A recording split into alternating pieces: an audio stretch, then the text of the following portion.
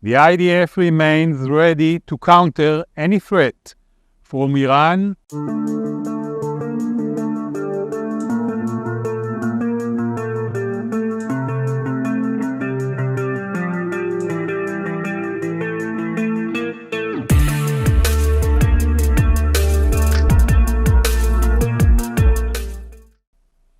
We are closely assessing the situation.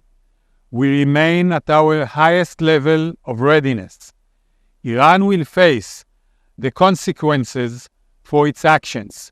We will choose our response accordingly. The IDF remains ready to counter any threat from Iran and its terror proxies as we continue our mission to defend the State of Israel.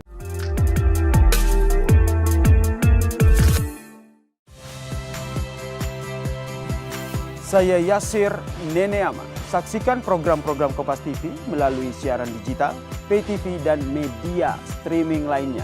Kompas TV, independen, terpercaya.